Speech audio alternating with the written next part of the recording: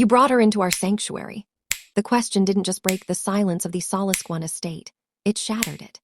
Imani stood in the center of the foyer, her hand instinctively cradling the 6-month curve of her belly. She had spent the last 8 hours watching the clock, praying that the rumors were just shadows, that the man who once looked at her with fire in his eyes hadn't turned into ice. But the mahogany door had swung open, and the truth walked in wearing a sleek black dress and a smirk. Sara didn't look like a mistress, she looked like a replacement. "Watch your tone, Imani." Muyol's voice was a low, lethal vibration. He didn't look at his wife. He looked through her as if she were a ghost haunting his new life. "And pack your things, you're done here." "I am carrying your heir, Muyol." Imani's voice shook the crystal chandelier above them. Muyol stepped forward, his face a mask of terrifying indifference. He pointed a single, steady finger toward the rain-slicked driveway. "Get out. Before I have the guards show you how little that matters to me now." 1 hour later, a pregnant woman walked through the freezing downpour of Seoul, her gray dress clinging to her skin like a shroud. With trembling fingers, she pulled a phone from her pocket and hit the only contact that could stop a monster. "Dad, it's Imani. He did it. He actually did it." Imani Solace was the kind of woman who moved through a room like a soft light. To those who knew her, she was a paradox of resilience and grace. At 29, she was a woman who had mastered the art of quiet strength, a trait she inherited from her father, the legendary hotelier Franklin Douglas. She was African-American by blood, but a daughter of the Han River by spirit. Having moved to Seoul as a child, her rich, ebony skin was a striking contrast against the neon glow of the Myeongdong district, yet she spoke the language with a fluency that surprised even the locals. To Imani, Seoul wasn't just a city, it was the backdrop of her fairy tale. For 3 years, she believed she had achieved the impossible, softening the heart of Kwon Muyol, the Iron King of the Seoul underworld. In his arms, she felt untouchable. She believed that her warmth had finally chased away the shadows of his Mafia legacy.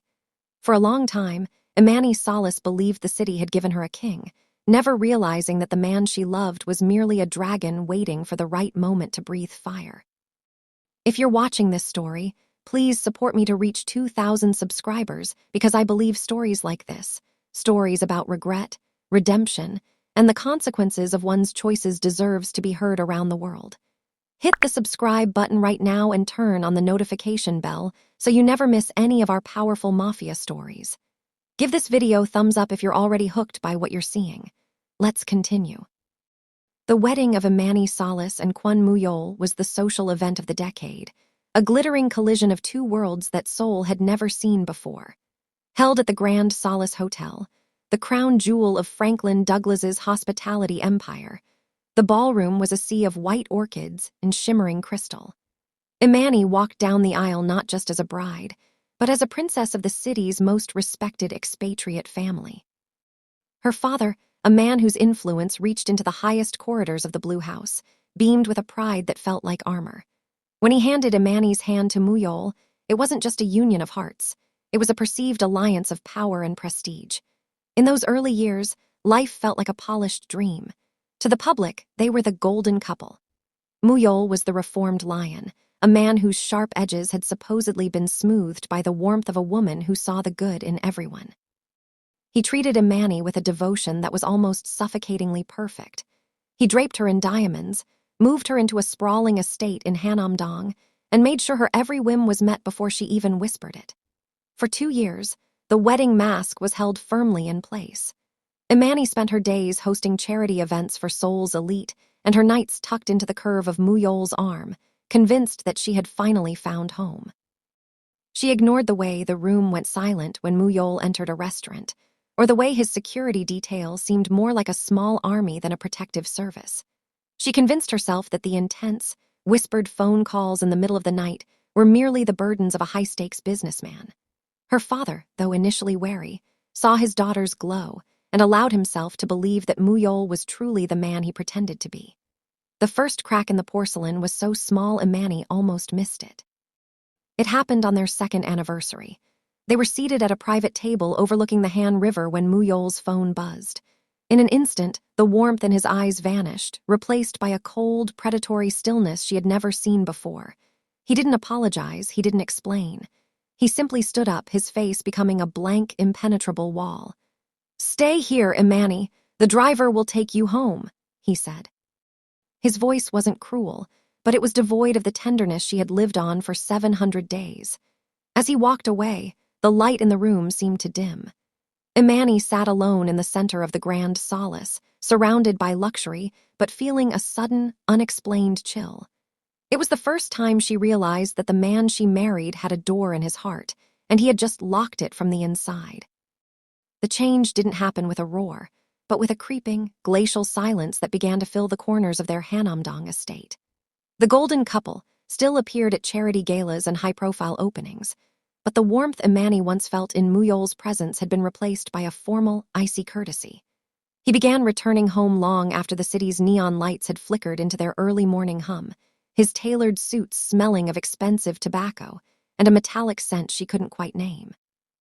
When she would wait up, perched on the edge of their silk-sheeted bed, he would offer nothing but a cursory kiss on the forehead and a tired excuse about market volatility. Her unease deepened when the faces around their home began to change.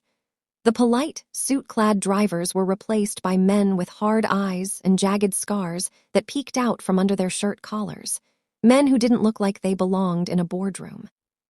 They stood in the foyer like statues, their presence a silent, menacing reminder of a world Imani had been told no longer existed. One evening, she descended the grand staircase to find a group of these men huddled in Muyol's study. The air in the hallway felt heavy, charged with a frantic, dangerous energy. As she approached, the door was slammed shut by a man with a serpent tattoo winding up his neck, his gaze lingering on her with a chilling lack of respect. "Muyol," she had called out later that night, her voice small in the vastness of their bedroom. "Those men, they don't look like your associates." Muyol didn't even look up from his tablet. "They are necessary, Imani. The world is more complicated than your father's hotels."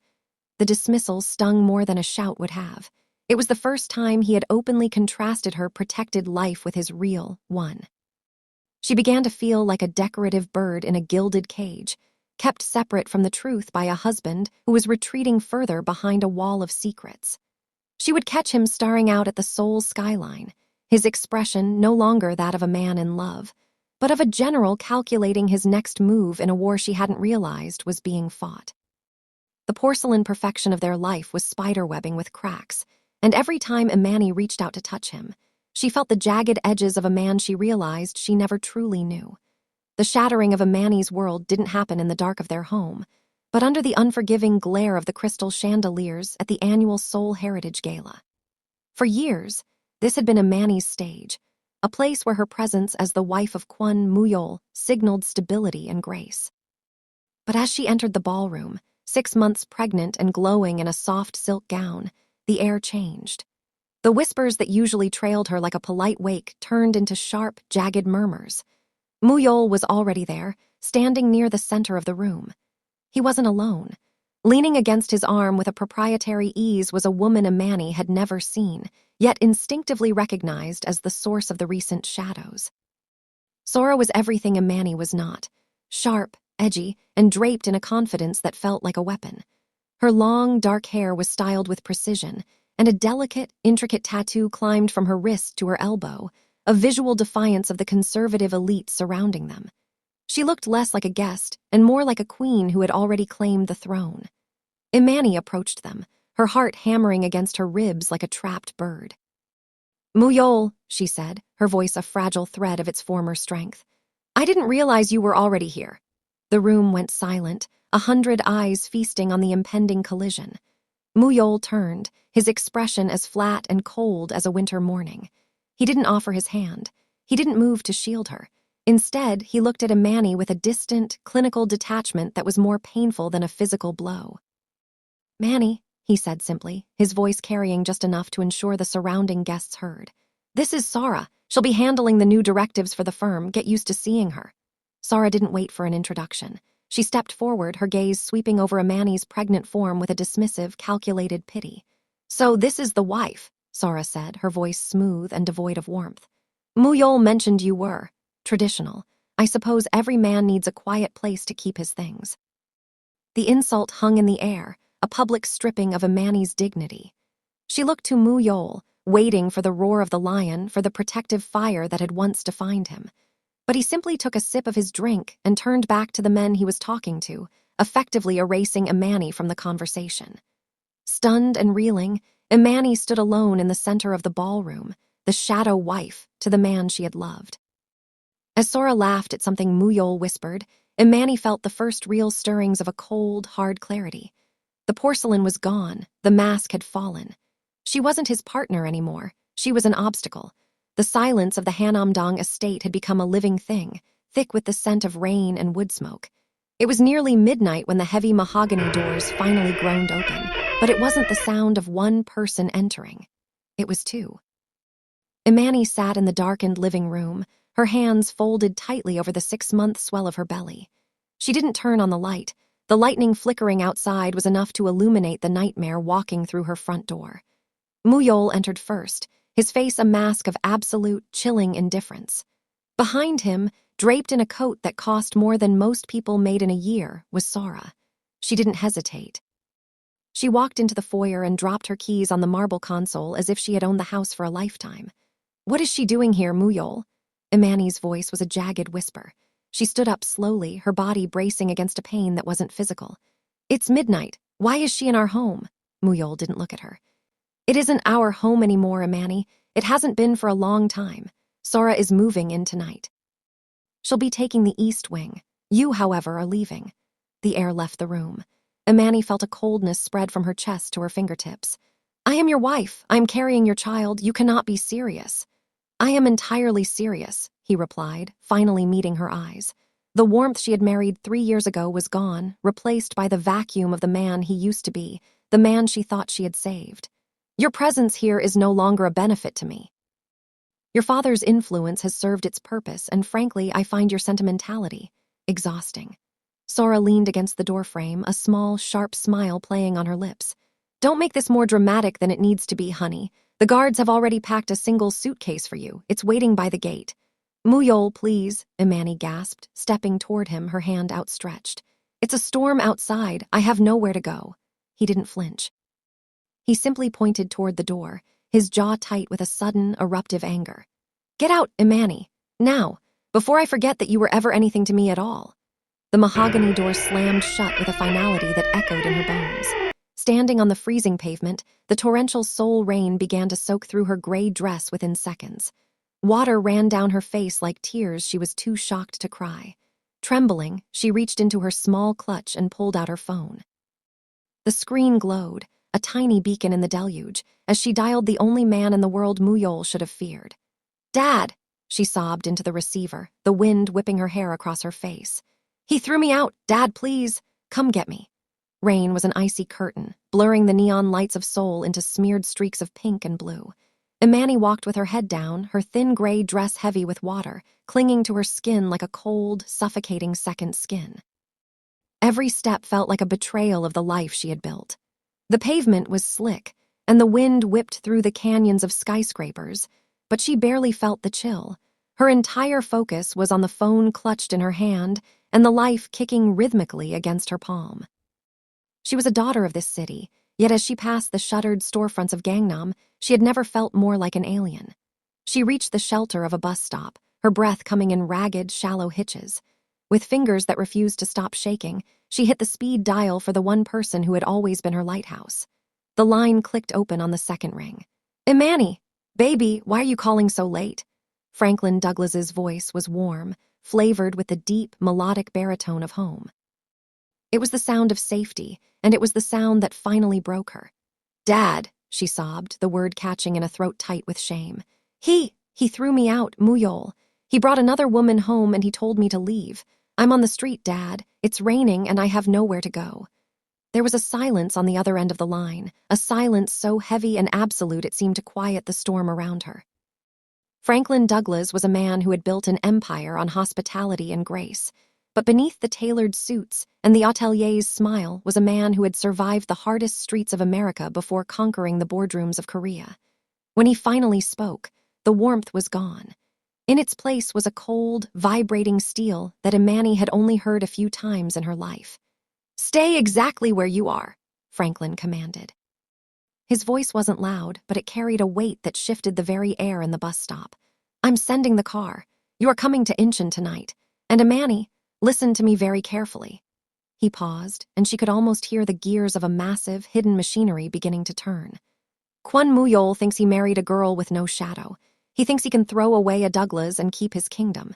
He is about to learn that I didn't just build hotels in this country. I built debts. And tonight, I'm calling them all in. As the black sedan pulled up to the curb minutes later, the headlights cutting through the deluge, Imani felt the first flicker of heat in her chest. The power dynamic hadn't just shifted, it had inverted. Muyol had cast her out into the rain, but he had forgotten that her father owned the clouds. The Douglas estate in Incheon was less of a house and more of a sanctuary, a sprawling fortress of glass and stone overlooking the gray expanse of the Yellow Sea. When the car arrived, Imani was barely conscious, her body racked with tremors that even the vehicle's high-end heaters couldn't soothe. Her mother, Roberta, met her at the door with a thick wool blanket and a look of primal, protective fury that matched the storm outside. Within the hour, Imani was bathed, dressed in soft cotton, and tucked into the same bed she had occupied as a girl, the scent of lavender and home finally quieting the frantic beating of her heart. As Imani slept a heavy, dreamless sleep, the atmosphere downstairs was anything but peaceful. Franklin Douglas stood in his mahogany-lined study, the amber light of a desk lamp reflecting in the dark windows. He had shed his suit jacket and rolled up his sleeves, revealing arms that had known hard labor long before they had held fountain pens. On the desk before him lay a series of encrypted tablets and a secure satellite phone. He didn't call the police, he called the architects of the city. Franklin's influence in Korea was built on decades of soft power. He was the man who knew which officials had their children's tuition paid by silent donors, and which generals owed their retirement villas to his discretion. By 3:00 a.m., the room was filled with the low, urgent voices of 3 men who had arrived in unmarked cars. One was a senior auditor for the National Tax Service, another a high-ranking prosecutor, Director Park of the National Intelligence Service. Kwon Muyol has forgotten who paved the roads his trucks drive on, Franklin said, his voice a low, terrifying rumble. He tapped a file containing the internal ledgers of the Kwon Syndicate, data he had quietly gathered for years as a contingency. I don't want a street war. I want a surgical extraction. I want his bank accounts frozen, his shipping manifests seized, and every shadow he hides in illuminated by the law. By the time my daughter wakes up, I want the first bricks of his empire to be turning to dust. Director Park looked at the data and then at the iron-willed father before him. This will dismantle half the underworld in Seoul, Franklin. It will be chaos. Then let it be chaos, Franklin replied, his eyes cold and fixed on a framed photograph of a smiling Imani on his desk. He threw my pregnant daughter into the rain. He doesn't get to have a roof over his head anymore. As dawn broke over the coast, the silent machinery of the state began to grind. While Imani rested, safe within the fortress her father had built, the first wave of subpoenas and seizure orders was already being signed. The war had begun, but it wasn't being fought with bullets. It was being fought with the truth. The dismantling of the Kwon Empire did not begin with the sirens of police cars or the thunder of breaking doors. It began in the sterile hum of a server room in downtown Seoul. While Imani sat on the sun-drenched veranda of the Incheon estate, watching the tides of the Yellow Sea and feeling the rhythmic movements of the life within her, the foundations of her former life were being systematically erased. Franklin Douglas and Director Park had moved with the lethal precision of grandmasters. They didn't target Muyol's soldiers, they targeted his oxygen, his capital, and his logistics. In the shadows of the National Intelligence Service, Director Park's team worked through the night, tracing the intricate web of shell companies and offshore accounts that Franklin had identified. One by one, the legitimate facades of the Kwon Syndicate began to crumble. Shipping containers filled with illicit cargo were seized at Busan's port under the guise of routine customs audits. Bank accounts in Zurich and Singapore were flagged for anti-terrorism compliance, freezing millions of dollars in untraceable funds. To the outside world, it looked like a sudden streak of bad luck for the underworld, but inside Muyol's high-rise headquarters, it felt like the walls were closing in. Franklin remained the silent conductor of this symphony of ruin. He spent his mornings with Imani, ensuring she ate the nutrient-rich meals his staff prepared, talking to her about the future of the hotel group and the legacy she would one day lead. But when the sun set, he returned to his study, reviewing the latest intelligence reports.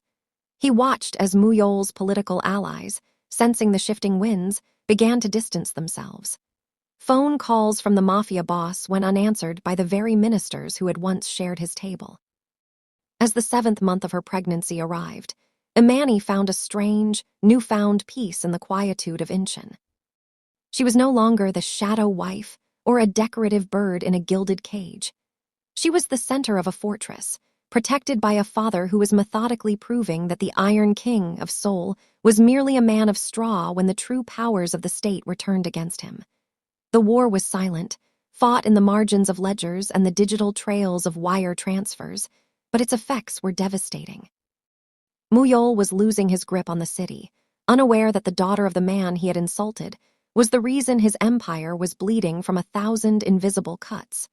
The 8th month passed in a haze of anticipation, but the peace of the Douglas estate was finally broken on a Tuesday afternoon when a sharp, sudden contraction forced Imani to her knees. As Roberta rushed to her daughter's side, the transition from waiting to action was instantaneous. While the medical team at the private Incheon clinic prepared for Imani's labor, a very different kind of labor was reaching its tipping point in the heart of Seoul. Franklin Douglas stood in the hospital hallway, his eyes fixed on the doors of the delivery suite, but his hand gripped a phone that was buzzing with relentless frequency. On the other end, Director Park was giving the final signal. The silent war was over. The kinetic one had begun. As Imani's breathing became heavy and rhythmic, the coordinated strike team, an elite assembly of NIS agents and specialized tactical units, descended upon the Kwon Syndicate's primary strongholds. Every breath Imani took to bring life into the world was mirrored by a blow to Muyol's empire. As she pushed through the searing waves of pain, the Iron King was being forced to the floor of his Hanamdong office. The mahogany doors that had once slammed shut on Imani were now being kicked off their hinges by federal agents.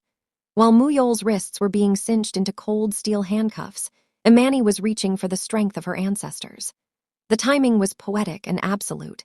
The moment the first search warrant was executed on the syndicate's central vault, the clinic room was filled with a sound that drowned out the chaos of the city. It was a sharp, clear, and demanding cry. "She's here," Roberta whispered, tears streaming down her face as the nurses placed a tiny, warm bundle against Imani's chest. Imani looked down at her daughter, Grace, whose small lungs were proving their strength to the world. At that exact moment, miles away, the flashbulbs of the press ignited as Muyol was led out of his headquarters in a perp walk that would be broadcast on every major network in the country. He looked up at the sky, the rain beginning to fall once more, but this time there was no one to dial a savior for him. He had lost his kingdom, his wealth, and his legacy. Imani didn't need to see the news to know the tide had turned. She felt it in the weight of the child in her arms and the sudden, profound stillness in her father's eyes when he finally walked into the room. Franklin didn't say a word about the raids or the arrests.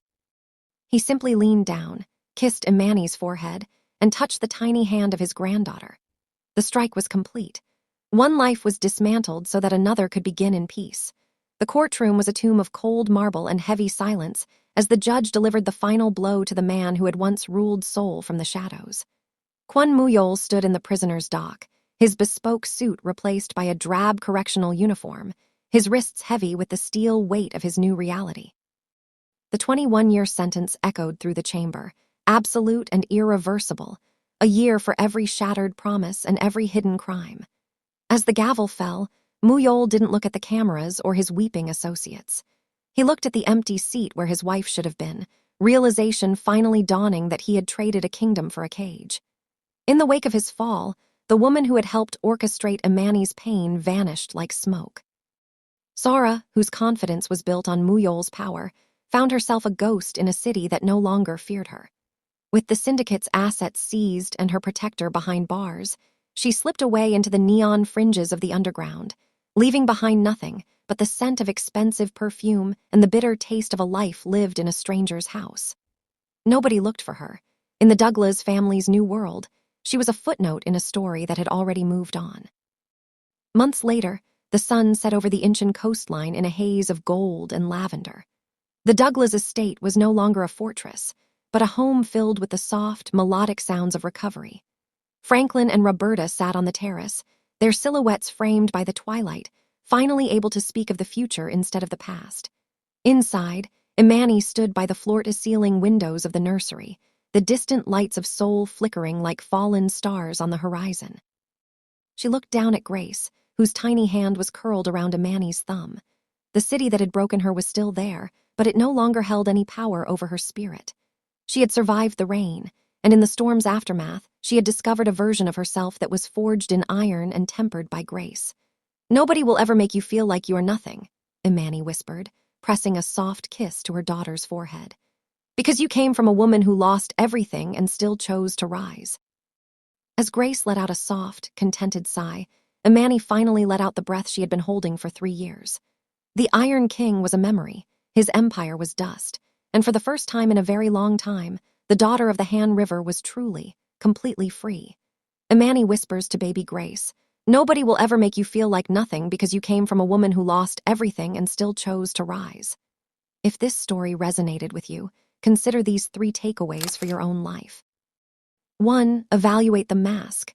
In any partnership, watch how a person treats those they perceive as beneath them. Muyol's ruthlessness was always there. He just hadn't turned it on Imani yet. 2. Protect your inner circle. Power and success are hollow if they aren't built on a foundation of integrity. Surround yourself with people who value you for who you are, not just the benefit you provide to their status. 3. Choose to rise because betrayal can feel like a life sentence, but Imani proves that your lowest point, the rain-slicked street, can be the exact location where your true strength is born. Dear viewers, true power isn't found in fear or weapons, but in the loyalty of a family that protects its own.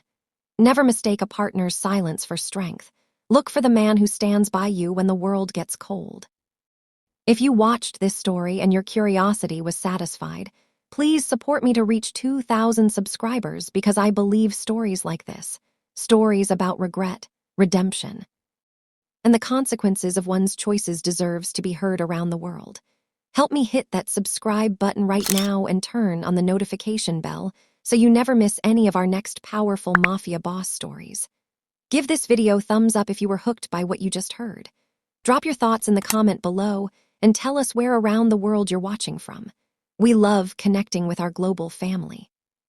Please share this story with your friends and family who believe in second chances and facing the truth.